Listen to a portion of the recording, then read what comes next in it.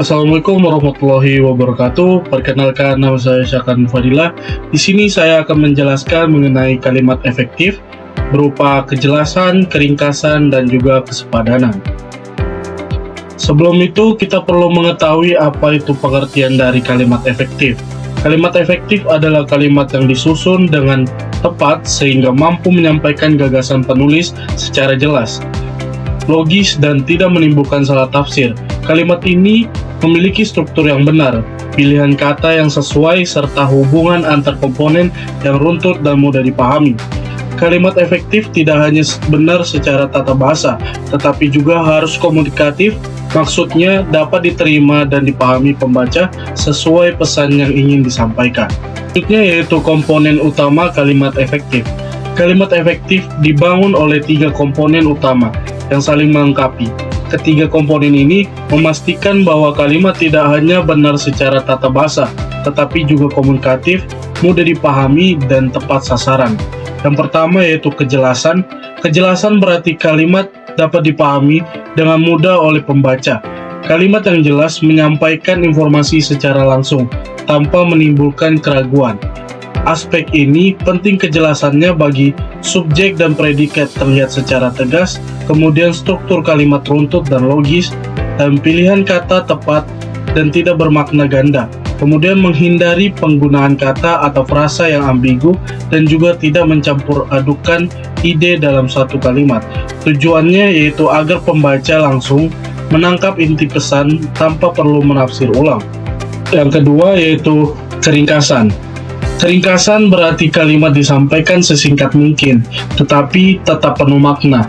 Kalimat ringkas menghindari kata frasa atau pengulangan yang tidak perlu. Ciri keringkasan berupa tidak ada pengulangan kata yang sama. Kemudian menghilangkan kata mubazir seperti yang mana, adalah, merupakan, dan juga dengan menggunakan.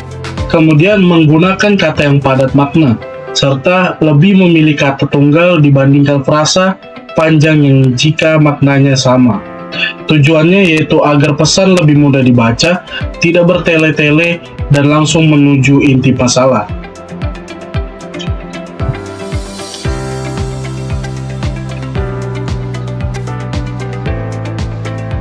Selanjutnya yaitu kesepadanan. Kesepadanan berarti adanya keseimbangan struktur logika dan bentuk kata dalam kalimat. Kalimat sepadan mempertahankan hubungan yang jelas antara subjek, predikat, dan objek, serta menjaga agar unsur-unsur dalam kalimat sejajar. Bentuk dari kesepadanan ini yaitu kesepadanan subjek dan predikat. Subjek tidak kabur dan predikat jelas. Kemudian keselarasan bentuk kata. Daftar kata menggunakan bentuk yang sejenis, misalnya semuanya kata kerja atau semuanya kata benda. Kemudian kesepadanan makna, tidak menyejajarkan ide yang tidak sebanding. Dan keselarasan logis, hubungan sebab dan akibat, tujuan dan waktu tersampaikan dengan benar. Tujuannya agar kalimat terdengar proporsional, tidak timpang, dan menyampaikan pesan dengan runtut. Selanjutnya yaitu kesepadanan. Kesepadanan berarti adanya keseimbangan struktur logika dan bentuk kata dalam kalimat. Kalimat sepadan mempertahankan hubungan yang jelas antara subjek, predikat, dan objek, serta menjaga agar unsur-unsur dalam kalimat sejajar.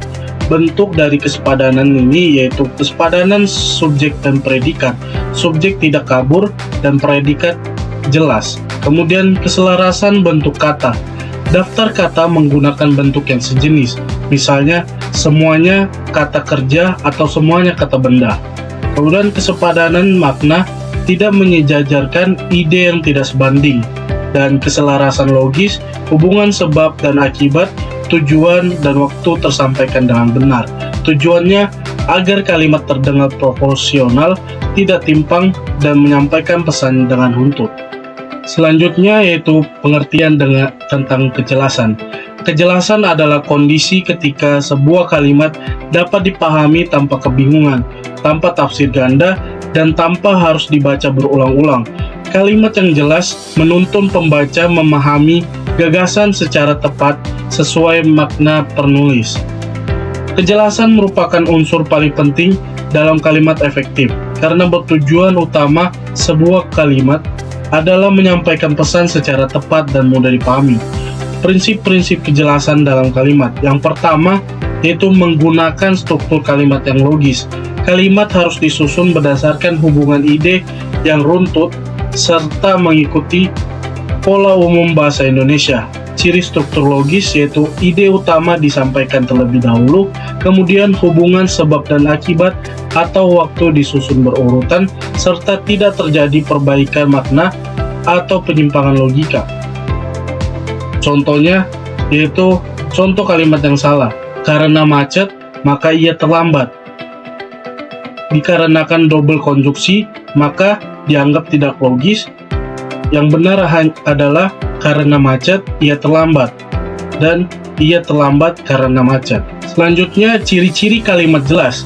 Yang pertama, memiliki subjek dan predikat yang tegas. Setiap kalimat harus memiliki subjek dan predikat yang dapat dikenali dengan mudah. Subjek tidak boleh terselubung, dan predikat harus menunjukkan tindakan atau keadaan secara langsung. Yang kedua, yaitu tidak menggunakan kata yang tidak diperlukan. Kata yang berlebihan atau mubazir dapat mengaburkan makna. Kalimat yang jelas hanya menggunakan kata yang berfungsi memberi informasi penting. Yang ketiga, menghindari perubahan sudut pandang mendadak. Kalimat yang baik mempertahankan sudut pandang atau fokus yang sama dari awal hingga akhir. Pergeseran pandangan secara tiba-tiba dapat membuatkan pembaca menjadi bingung. Yang keempat, makna langsung tertangkap oleh pembaca. Pembaca dapat memahami maksud kalimat pada pembacaan pertama tanpa perlu menebak atau menafsirkan ulang. Tidak ada unsur ambigu yang membingungkan. Selanjutnya yaitu kesepadanan. Kesepadanan adalah keselarasan dan keseimbangan antar unsur-unsur dalam kalimat, terutama subjek dan predikat, serta kesesuaian bentuk dan makna antar bagian kalimat. Kesepadanan memastikan kalimat terasa runtut, proporsional, dan tidak janggal saat dibaca. Kalimat yang sepadan memiliki satu, subjek dan predikat yang seimbang. Subjek dan predikat harus hadir secara lengkap, jelas, dan saling berkaitan. Tidak boleh ada subjek kabur atau predikat yang tidak sesuai. Hubungan keduanya harus membentuk makna yang utuh. Kemudian bentuk kata sejajar atau paralel. Jika kalimat memuat beberapa unsur yang setara, bentuk katanya harus sama. Misalnya, sama-sama kata kerja atau sama-sama menggunakan kata benda. Ketidaksejajaran bentuk membuat kalimat terdengar tidak rapi. Kemudian tidak terjadi ketimpangan logika. Ide yang disampaikan harus setara dan tidak menempatkan hal yang berbeda levelnya dalam struktur yang sama. Hubungan sebab dan akibat, tujuan, atau syarat harus disampaikan secara tepat sehingga kalimat tetap logis. Kemudian adalah contoh dari kesepadanan. Yang pertama, A. Kesepadanan subjek dan predikat. Contoh salahnya, untuk mencapai hasil baik diperlukan latihan rutin. Kenapa salah? Karena subjek tidak jelas. Kalimat yang benar menjadi kita memerlukan latihan rutin untuk mencapai hasil baik. Kemudian contoh paralelisme. Kalimat yang salah yaitu dia suka berenang, membaca, dan main bola. Sedangkan kalimat yang benar, dia suka berenang, membaca, dan bermain bola. Kata main bola ditambahkan imbuhan ber. Kemudian rangkuman yang dapat kita ambil, kalimat efektif adalah kalimat yang mampu menyampaikan gagasan secara jelas, ringkas, dan tepat sasaran. Untuk mencapai keefektifan tersebut, terdapat 3 unsur utama yang harus diperhatikan. Yang pertama, kejelasan, yaitu kemampuan kalimat untuk dipahami tanpa menimbulkan makna ganda. Kejelasan muncul dari struktur yang tepat, pilihan kata yang sesuai, serta hubungan antar komponen kalimat yang logis. Dengan kejelasan, pesan dapat diterima pembaca secara langsung sesuai maksud penulis. Yang kedua yaitu keringkasan, yang berarti kalimat disampaikan secara singkat namun tetap memuat informasi penting.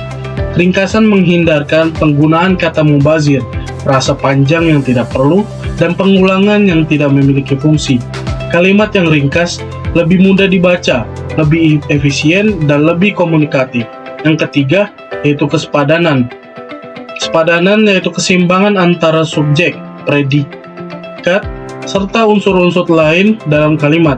Kesepadanan mencakup keselarasan, bentuk, paralelisme, kesesuaian makna, dan ketelitian dalam menjaga hubungan logis. Dengan kesepadanan, kalimat menjadi runtut, proporsional, dan nyaman dibaca. Kemudian, dari materi yang saya sampaikan, kita dapat menarik kesimpulan bahwa kalimat efektif merupakan fondasi utama dalam komunikasi, baik lisan maupun tulisan. Kemampuan menyusun kalimat yang efektif menentukan sejauh mana pesan dapat diterima pembaca atau pendengar dengan tepat. 3 unsur pokok seperti kejelasan, keringkasan, dan juga kesepadanan menjadi pilar yang harus dipenuhi untuk menghasilkan kalimat yang benar-benar komunikatif. Kejelasan memastikan bahwa informasi tersampaikan tanpa menimbulkan salah tafsir. Dengan struktur yang tepat dan pilihan kata yang sesuai, pembaca dapat memahami maksud penulis tanpa perlu menebak-nebak. Keringkasan membuat kalimat lebih tajam dan efisien. Dengan cara menghilangkan kata-kata yang tidak memiliki fungsi, kalimat yang ringkas lebih mudah diproses oleh pembaca dan membantu fokus pada inti gagasan. Sementara itu, kesepadanan menjamin bahwa setiap unsur dalam gagasan dan kalimat memiliki hubungan logis yang seimbang dan selaras, sehingga kalimat terasa runtut dan tidak janggal. Secara keseluruhan, kemampuan menerapkan ketiga unsur ini tidak hanya meningkatkan kualitas tulisan, tetapi juga membangun kredibilitas penulis.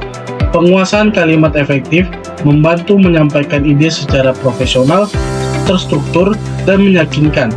Dengan latihan yang konsisten, setiap penulis dapat menghasilkan komunikasi yang lebih jelas, padat, dan juga berpengaruh. Semoga dari apa yang saya presentasikan dapat berguna bagi kita semua. Jika ada salah-salah kata, mohon dimaafkan. Wassalamualaikum warahmatullahi wabarakatuh.